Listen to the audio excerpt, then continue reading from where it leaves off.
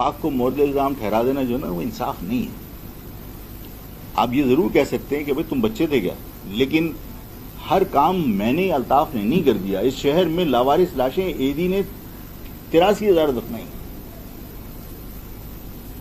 کتنے قتل الطاف نے کروا دیے ہوں گے، کتنے قتل آفاق نے کروا دیے ہوں گے. آپ لوگ خدا کے واسطے سنجیدگی سے ان حالات کا جائزہ تو لیجئے کہ 83,000 لاوارث لاشیں ایدی نے دفنائی ہیں. اور میں تو بعض اوقات یہ کہتا ہوں کہ ایدی کو قومی پرچم میں لپیٹنے کی وجہ یہ تھی کہ اس نے خدمت کی ہے کہ اس شہر میں پینک نہیں ہونے دیا، ورنہ لاش پڑی ہوتی اور ایمبولنس نہیں اٹھاتی نا تو اس شہر کے اندر انقلاب آ جاتا.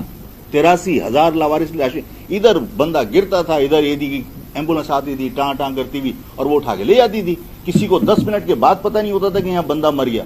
اس شہر میں 83,000 لاشیں جو ایدی نے دفنائی وہ نہیں اٹھاتا نا، اس شہر میں انقلاب آ جاتا. زیادتی کے اوپر کتنے دن خاموش رہتے. 300-350 بیڈ کا ایک ہاسپٹل لانڈی میں بن رہا تھا، میڈیکل کالج بن رہا تھا، Landhi Korangi medical college 90% complete ہو چکا، بند کر دیا تعلیم اس کی کنسٹرکشن.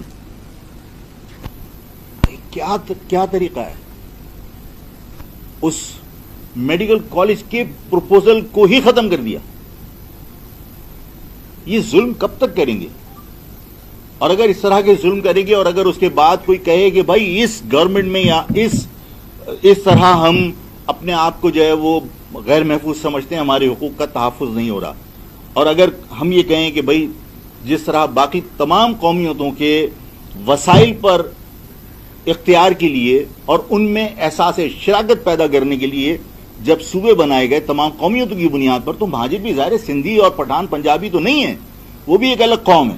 ان کے لیے بھی اگر الگ صوبے کی ہم مطالبہ کرتے ہیں تو اس پر پھر کسی کو ناراض نہیں ہونا چاہیے کہ بھئی ظاہر ہے جب ہمیں یہاں حقوق نہیں مل رہے، ہمارے ساتھ عصبیت کا مظاہرہ کیا جا رہا ہے، اور پھر اگر کوئی یہ کہے کہ بھئی صوبے ایسے تو نہیں بن جاتے، تو ظاہر ہے کہ طاقت سے جب باقی چیزیں ہو سکتی ہیں تو ظاہر صوبے بھی بن سکتے ہیں، اور مطلب کوئی ایسے روک بھی نہیں سکتا.